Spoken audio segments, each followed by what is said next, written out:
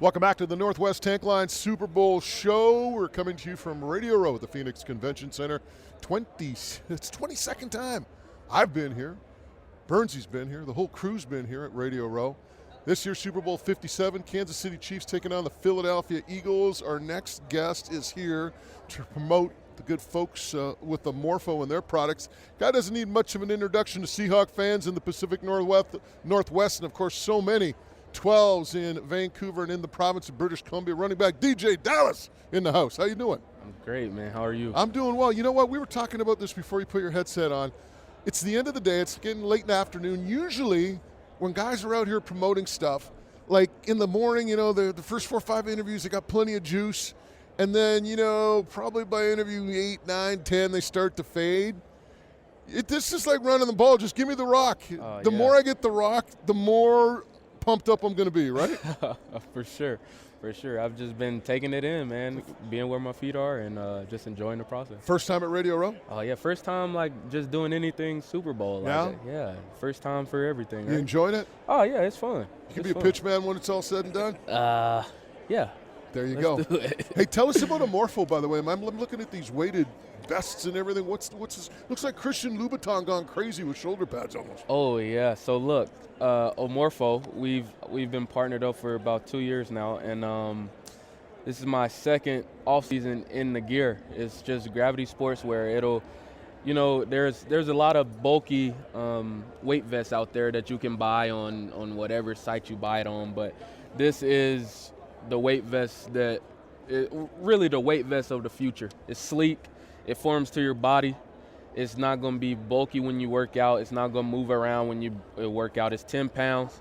And you just load up on this, and we've got tights, we've got shirts, we've got shorts, and you can load up different. You can layer them. It'll add more weight. And it's really all like when we say Gravity Sportswear, it's just your body working with and against gravity. One of the things that I've really noticed over the years, like when I played, it was prehistoric times, right? It was just about lifting weights and this and that. And I know I've particularly seen it with a lot of hockey players. Everything's about core strength now. Oh, definitely. Right? I mean, yeah, so I imagine this for core strength. Ooh. Thumbs up, right? Yes. I would love to get some of my NHL homies in this. Who do you know? You know guys playing in the NHL? Yeah, I'm a diehard Kraken fan, man. Yeah, let's go. So look, I grew up, Georgia. We had the Thrashers. The Thrashers, they went away. Yeah. And then I kind of drafted to the Penguins. My goddad was a big Penguins fan. But then I got drafted by the Seahawks, and the Kraken came the year after I was drafted, and I just fell in love. I'll tell you, I went to my first Kraken game maybe about 3 weeks ago. And in Vancouver, used to cover hockey, go to the games all the time. Not as much now. But my first time in Seattle, that arena, that facility, Key Arena, nice. Well, Climate Pledge Arena now, it's amazing. It's nice. Isn't it vibrant? It almost reminds me of Lumen Field in the sense. Oh my gosh. You got the same feeling? So me and my wife, we went to the home opener, and this was the first year they were out. This was last season. Yeah. We went to the home opener, and I'm like, dang, this is you grab Lumen Field and just put it inside Climate Pledge. Yeah. And I swear that same fans, same intensity, same. But even the corridors walking around, all the walls are kind of bright. They got Yes. It's just you're going. This is a really cool vibe in here. Yeah, well, no I mean, doubt. the common denominator, Todd Lewicki, who runs the Kraken, was with the Seahawks for many years. Yeah. He was the head guy there. When the team played Pittsburgh in the Super Bowl, Todd was there. He was all the way probably up in the mountain. I want to say maybe about 10 years ago or so. Yeah. So he's got a real connection to the Seahawks. But, man, yeah, so you're a Kraken fan. Well, you know what? We know some guys. We can make some phone calls, right? Oh, yeah, for right? sure. So there you go. Jordan Schwartz, he's a member of the Kraken. Yeah. We'll send him some. You get your guys. It's done. It's done. Brandon Tanev. Come on. on. Tanev. Wow, look at you. That's my guy. You're dropping names That's now. my guy. Grubauer. There you go. Come on. DeeJay Dallas talking hockey with us. We'll talk football maybe tomorrow with DeeJay. No, just kidding. When you look at this game, before we get to this game, I want to talk about it, of course, with you and get your perspective on it. But I want to talk about the Hawks this year, man. I looked at this team at the start of the year. Vegas had the win total at over under at 5.5. I said take the over. I thought you guys were going to be like at least an 8-win team in that neighborhood. And you guys look like you're going to be like a 12-win team at a certain point. Of course, a little bit of turbulence in the second half. You finish at 9-8. But what was it about this team this year that allowed it to exceed expectations? We had that perfect mix of veteran experience and youth. And I think with Geno coming back next year and all of the young guys coming back next year and the guys in between, I think we'll be way better than we were this year, next year. I think that those 12 wins will come to fruition. And I feel like this season, it was all about us proving ourselves right, us proving the locker room right. And, Geno has something to prove, and he still got something to prove. DK, he got a big payday, and he was out to prove himself again. And I feel like our guys on offense, had stuff to prove, and we went out and we did it. And then our defense, we were missing a key piece in Jamal Adams, but, everybody on the defense stepped up. And I feel like that's why our defense was great, our offense was great, and special teams played great. And I feel like that's why we won the games that we did. One of the things that Pete Carroll talked about, and I saw it even with the BC Lions this year, BC 2 years ago, much like Seattle, started a lot of guys for the first time, first-year starters, right? And you make an investment in those guys. And Pete Carroll talked about it. He said, hey, we had a lot of guys starting for the very first year.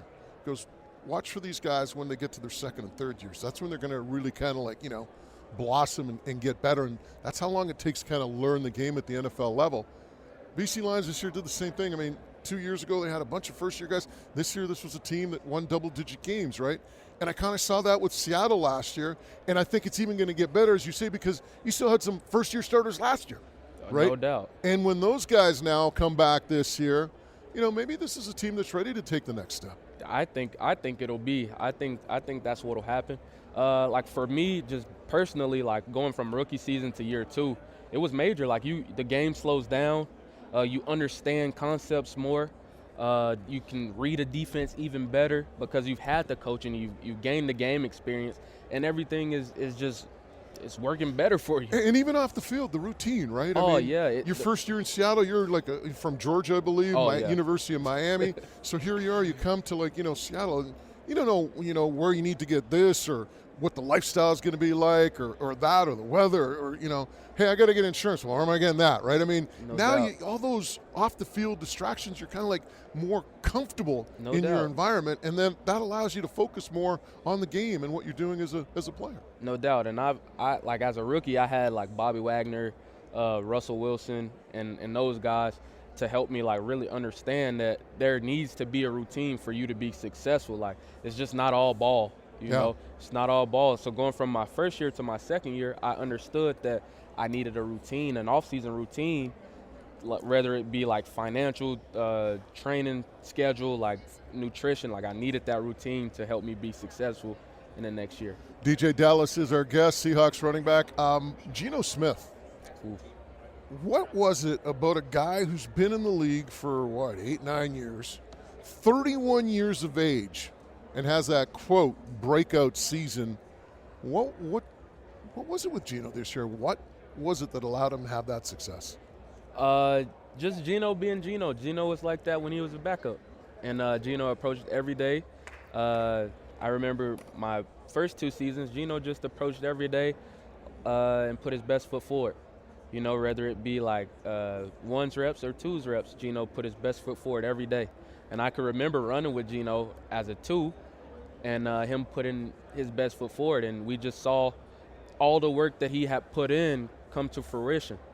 And that's the name of it. That's the beauty of Geno's story, because people don't see the work that he put in before. They just see the light that he's stepped into. But Geno put the work in for multiple years, and now it just paid off. He was prepared. He was ready. DeeJay, you can relate to this. And, I talk to guys that play hockey, and maybe you relate to this. These guys that aren't in the lineup, and they're going to be out there after practice every day, and, they're shooting pucks, working with the skills coach for 15, 20 minutes. They're doing the extra cardio because they're not getting it in the game. You look at baseball, guys that are pinch hitters, right? They come off the bench 3 times a week and swing a bat, and, you're supposed to get a hit one of those times. When you're a backup at the pro level, it's almost harder than the starter in terms of your preparation because you're not getting those reps. You have to be mentally sharp, mentally focused, zeroed in on practice in terms of your meetings, all that, because it's so easy to maybe tune out and say, well, I'm not playing them. What do I need to know that concept for this weekend? As a pro, you got to be ready each and every time because you never know when your number's going to be called. And you talked about Geno. I imagine he must be an inspiration for a guy like yourself as well. No doubt. And I, like you said, I can attest to that myself, just not being in the too deep going into the season. But then, the NFL is a volatile game. Like anything can happen on any given down. Yeah. And so for me, my thing is, taking advantage when my opportunity is there, whether it be special teams or offense, and when my number was called on offense, I felt like I was ready because I took the reps serious. When I got the reps in practice, I was mentally prepared and I watched film. So hey, I got to ask you, does Pete have a quota on you? Because I'm looking at your numbers. Rushing attempts, 2020, 34. Next year, 33. Next year, 35. Those are pretty steady numbers. Even if I'm looking at receiving, 17 catches, 21 catches, 17 catches. Almost like Pete and the offensive coordinator got a quota on you. They don't want you to exceed it. Nah, man. It's just about opportunity. We've got capable guys, and like I said, I just take advantage of the opportunity when they come to me. Opportunity is is slim in the league. Yeah. So you've got to take advantage of each and every opportunity, and that goes to being prepared. You can't, if you go out there and you're not prepared to take advantage of that opportunity, you're not going to get it again. It'll never come again. No. It'll never come again. You look at this game, the Super Bowl, Kansas City versus Philadelphia, Super Bowl 57. As a guy who plays in this league, what are some of the things you're looking at come Sunday? What are some of the things that intrigue DeeJay Dallas? I just really want to see Jalen Hurts is one of my friends, and I just want to see him win it. But what I really, really want to see is how the offensive line on both sides play against each other, against each other's defense. Because you got Chris Jones, who's a game wrecker, Carlos Dunlap, my old teammate, who's a game wrecker, Derek Nottie in the middle for the Chiefs, game wrecker. But then you've also got the Eagles' whole front seven they've got 4 guys double-digit sacks. And their second guy rotations aren't double digits. Yeah. So that's what I'm ready to see. I want to see how each O-line responds to the other team's defense. Well, as a running back, I've talked about this. This game's going to be decided in the trenches. In the trenches. Right? That's where the game will be won at. It's not going to matter about Pat Mahomes throwing for 400 yards or Jalen Hurts throwing for 400 yards. It'll be who can run the ball and how well you can run the ball and how well you can run the ball enough to set up the pass. Yeah, you can't get, people were saying if Philly's run game is stopped on first down, or even Kansas City's. See, the thing is, if Philly, gets into 2nd and 10, 2nd and 9s, all of a sudden now life's a little different. It's conversely with KC. KC gets into a 2nd and 9, they ain't running the ball. At all. They're going to be throwing it, right? And once you make a team one-dimensional, it's not good. Not good at all. Not good at all. You got a dog in this one? You going to pick anyone?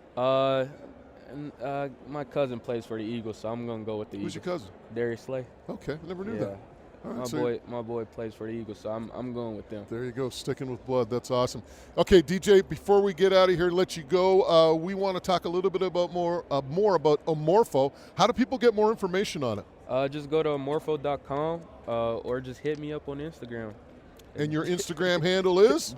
DeeJay Dallas, at DeeJay Dallas on Instagram. Cool. You know what? We're going to get some of the Kraken in this stuff as well. Oh, yeah, for sure. Yeah. I gotta tell Brandon and Vince about it. They might like it. There you go. There we go. Talking hockey and football with DeeJay Dallas, outstanding running back of the Seattle Seahawks. DeeJay, thanks for stopping by. Yes, sir. No problem. Go Hawks.